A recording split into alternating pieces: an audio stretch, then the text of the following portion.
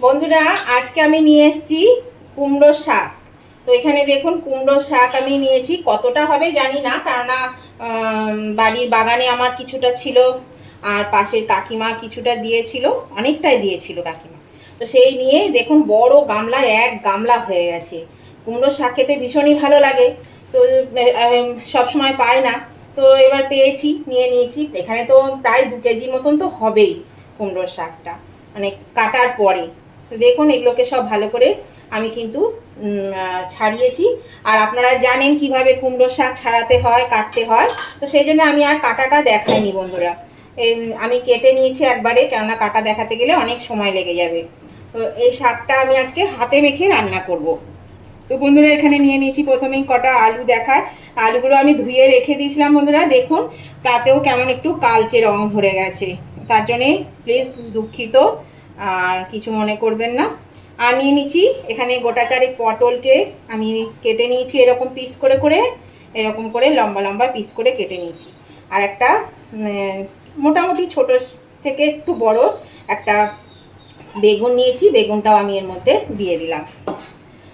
এবার আমি দিয়ে দিচ্ছি এর মধ্যে, এখানে 6-7টা কাঁচা লঙ্কাকে চিড়ে নিয়েছি, দিয়ে দিচ্ছি পরিমাণ মতো নুন আর হলুদ, এখানে দিয়ে দিলাম। এটা খেতে কিন্তু বন্ধুরা ভীষণই ভালো লাগে, আপনারাও কিন্তু একবার হলেও করে খেয়ে দেখবেন। এখানে 4 চামচের 1 চামচ মতন একটু আদা দিলাম, আর দিয়ে দিচ্ছি একটু চিনি। কুমড়োর শাকে একটু মিষ্টি মিষ্টি না হলে ভালো লাগে না। আর এখানে নিয়েছি সর্ষে আর পোস্ত, এখানে 2 টেবিল স্পুন পোস্ত বাটা, 2 টেবিল স্পুন সর্ষে বাটা, আর একটু ঝাল অনুযায়ী অল্প লঙ্কা বাটা, 1 চামচেরও কম। তো এটা আমি একটু জলে গুলে নেব এই সর্ষে পোস্তটা। এই দেখুন সর্ষে পোস্তটা আমি একটু জলে গুলে নিলাম। এই সর্ষে পোস্তটা আমি এর মধ্যে দিয়ে দেব, সবটাই আমি এর মধ্যে দিয়ে দিচ্ছি। এরকম হাতে মেখে একবার রান্না করবেন বন্ধুরা, দেখবেন খেতে ভীষণ ভালো লাগে, খুব ভালো লাগে। আর দিয়ে দিচ্ছি সর্ষের তেল, বেশ খানিকটা সর্ষের তেল। এবার আমি এটা পুরো মাখিয়ে নেব, একদম ভালো করে এটাকে মাখিয়ে নিতে হবে। আমি সুমনা চলে এসেছি আমার রেসিপি ঝুলি থেকে একটা রেসিপি নিয়ে। আশা করি আপনারা সকলে ভালো আছেন, সুস্থ আছেন। আমার পরিবারে আমার সকল বন্ধুদের স্বাগত জানিয়ে আমি আজকের রেসিপি শুরু করছি। তো দেখতে থাকুন আমার এই রেসিপিটা আজকে আপনাদের কেমন লাগে সেটা কিন্তু অবশ্যই কমেন্ট করে জানাবেন। আর নতুন বন্ধুরা কিন্তু আমার চ্যানেলটা সাবস্ক্রাইব করে না থাকলে সাবস্ক্রাইব করে দেবেন, আর পাশে থাকা বেলটা অবশ্যই ক্লিক করে দেবেন, তাহলে আমি যখনই আমার নতুন নতুন ভিডিও আপলোড করব সাথে সাথে নোটিফিকেশন আপনাদের মোবাইলে পৌঁছে যাবে, আর সবার আগে আপনারা আমার ভিডিও দেখতে পাবেন। আর আমার উভয় বন্ধুদেরকেই বলছি, রেসিপিটা দেখতে দেখতেই যদি পছন্দ হয়ে থাকে তাহলে লাইক দিতে ভুলে গিয়ে থাকলে প্লিজ একটু লাইক বাটনটা প্রেস করে দেবেন। আপনাদের একটা লাইক আমাকে এগিয়ে নিয়ে যেতে অনেকটা সাহায্য করে। আর আজকের রেসিপিটা আপনাদের যদি ভালো লেগে থাকে, খুব ভালো লেগে থাকে, তাহলে অবশ্যই কিন্তু আপনাদের বন্ধু বান্ধব আত্মীয় স্বজন সকলের কাছে একটু পৌঁছে দেবেন, তার জন্য একটু প্রচুর পরিমাণে শেয়ার করে দেবেন। আর কেমন লাগলো সেটা জানাতে কমেন্ট করতে একদম ভুলবেন না, অবশ্যই কমেন্ট করে জানিয়ে দেবেন যে আজকের রেসিপিটা আপনাদের কেমন লেগেছে। এই হাতে মাখা কুমড়োর শাক, আপনাদের মিষ্টি মিষ্টি কমেন্টগুলো যেমন পড়তেও ভালো লাগে, তেমনি একটা কমেন্ট আমাকে পরবর্তী রেসিপি বানাতে অনেকটাই উৎসাহিত করে। দেখুন বন্ধুরা আমি এটা মাখাতে মাখাতে দেখুন কতটা কমে গেল, দেখলেন? সেই জন্যে কুমড়োর শাকটা কিছুই না, ওই 1 গামলা, দেখলেন এত বড় গামলার 1 গামলা কুমড়োর শাক, কিন্তু এটা যখন রান্না হবে তখন দেখবেন কতটুকু হয়ে যাবে। দেখুন আমি আরেকটু ভালো করে মাখিয়ে নিই। দেখুন বন্ধুরা আমার মাখানো হয়ে গেছে, আর এত সুন্দর একটা সেন্ট বেরোচ্ছে কি বলবো, এই এখনই কাঁচা অবস্থাতেই জানেন খুব সুন্দর একটা সেন্ট বেরোচ্ছে, খুব ভালো লাগছে গন্ধটা।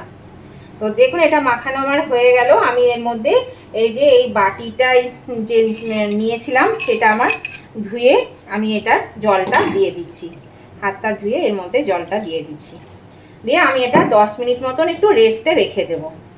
10 মিনিট রেস্টে থাকবে, তারপরে আমি 10 মিনিট পরে রান্নাটা শুরু করব। এ দেখুন বন্ধুরা গ্যাসের চুলায় আমি একটা কড়া বসিয়ে দিয়েছি আর তেলও দিয়ে দিয়েছি।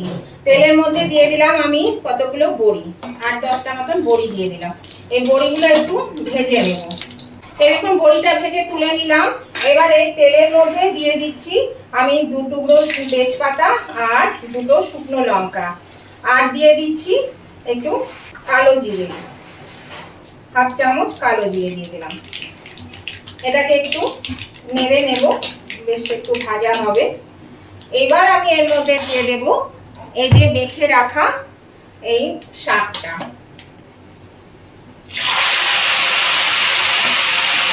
এই শাকটা বন্ধুরা যদি অল্প হয়, টিফিন বক্স থাকে, তাহলে টিফিন বক্সে করে ভরে দিতে পারেন, দিয়ে ভাপিয়ে দিতে পারেন জলের মধ্যে।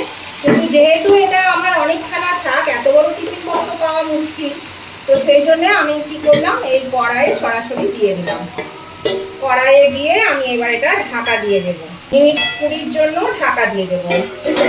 এই দেখুন বন্ধুরা, আমি এর মধ্যে ওই গামলাটা ধুয়ে একটু জল দিয়ে দিলাম, দিয়ে এটা একটু নেড়ে দিই, উল্টে পাল্টে দিই, দিয়ে এটা আমি 20 মিনিট মতো এটা ঢাকা দিয়ে রান্না করব।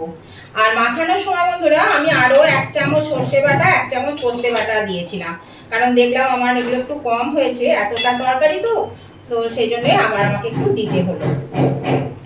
তো এই দেখুন, আর একটু আওয়াজ হচ্ছে বন্ধুরা, বাড়িতে কাজ হচ্ছে, প্লিজ আপনারা একটু মানিয়ে নেবেন, কিছু মনে করবেন না। এটা দিয়ে আমি এবার এটা ঢাকা দিয়ে দিচ্ছি। 20 মিনিট পরে ফিরে আসছি বন্ধুরা। এই দেখুন বন্ধুরা, 20 মিনিট পরে আমি ঢাকাটা খুলে দিলাম, গ্যাসটাকে বাড়িয়ে দিলাম, আর দেখুন কি সুন্দর কালার এসেছে, আর সেদ্ধও কিন্তু সব হয়ে গেছে। বেগুন আলু তো সেদ্ধ হয়ে গেছে, না ডাটাগুলো কিন্তু গলে যায়নি, বেশ গোটা গোটায় আছে, ভালোই এমনি সেদ্ধ হয়েছে। এই দেখুন বেশ ভালোই সেদ্ধ হয়েছে, খুব গরম। তো এবার আমি এর মধ্যে দেখুন এই তরকারিটা একটু কেমন ছেঁড়া ছেঁড়া ভাব থাকে না শাকে, দেখবেন, তো সেই জন্য এখানে আমি একটু অল্প পরিমাণে একটু আটা দিয়ে দিলাম। এখানে আপনারা আটার বদলে ময়দা, বেসন, কর্নফ্লাওয়ার যে কোনো কিছু একটা দিতে পারেন, তাহলে বেশ একটা থকথকে ভাব আসবে, মাখা মাখা একটা ভাব আসবে, এই ছাড়া ছাড়া ভাবটা কিন্তু চলে যাবে। খুবই আওয়াজ হচ্ছে বন্ধুরা, কথা হয়তো শুনতে আপনাদের একটু অসুবিধা হবে, তো আপনারা একটু প্লিজ ক্ষমা করে দেবেন, কিছু তো করার নেই, এটা করতেই হবে। তো এরকম এটা আমি ভালো করে মাখিয়ে নিলাম, আর এই যে জলটা কিন্তু এটা আমি বাড়িয়ে এবার ফুটিয়ে নেব, বেশ অনেকটাই কমে যাবে, তারপরে আমি এটা নামিয়ে নিচ্ছি। এরকম বন্ধুরা ঝোলটা কিন্তু অনেকটাই টেনে নিয়েছে, আর এইটুকু একটু রসা না রাখলে এটা যখন ঠান্ডা হবে তখন কিন্তু একদম টেনে নেবে, শুকিয়ে যাবে, সেই জন্য আমি এইটুকু রাখলাম। আর এবার আমি গ্যাসটা অফ করে দিলাম, এর মধ্যে দিয়ে দিচ্ছি এই যে ভেজে রাখা বড়িটাকে আমি গুঁড়ো করে নিয়েছিলাম, সেই বড়িটা আমি এর মধ্যে দিয়ে দিলাম, আর দিয়ে দিচ্ছি 2-4 ফোঁটা সর্ষের তেল, এটা দিলে খেতে বেশ টেস্ট আসবে, কাঁচা সর্ষের তেল দিলে। তো এবার আমি এটা নামিয়ে নেব, আমি এটা নামিয়ে নিচ্ছি। আমি কিন্তু মাখালাম না বড়িটা, এটা অটোমেটিক মাখানো হয়েই যাবে, সেই জন্য মাখালাম না।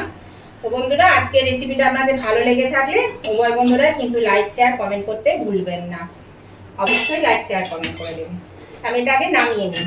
এই দেখুন বন্ধুরা আমি নামিয়ে নিয়েছি, আর এর মধ্যে আবার আমি এই যে বাকি যেটুকু ছিল এটা আমি উপরে গার্নিশ করে দিলাম, এটা দেখতে ভালো লাগবে। দেখুন বড়ি ভাজাটা আমি দিয়ে দিলাম এর মধ্যে। তাহলে বন্ধুরা আজকে কেমন লাগলো নিরামিষ হাতে মাখা কুমড়ো শাক, আপনাদের ভালো লাগলে অবশ্যই কমেন্ট করে জানাবেন, আর একবার খেয়ে জানাবেন, তাহলে আরো ভালো হবে। তো আজকের মতন ভিডিওটা আমি এখানেই শেষ করছি, আবার নতুন ধরনের নতুন কোনো ভিডিও নিয়ে চলে আসবো। ততদিন আপনারা ভালো থাকবেন, সুস্থ থাকবেন, টাটা, বাই বাই।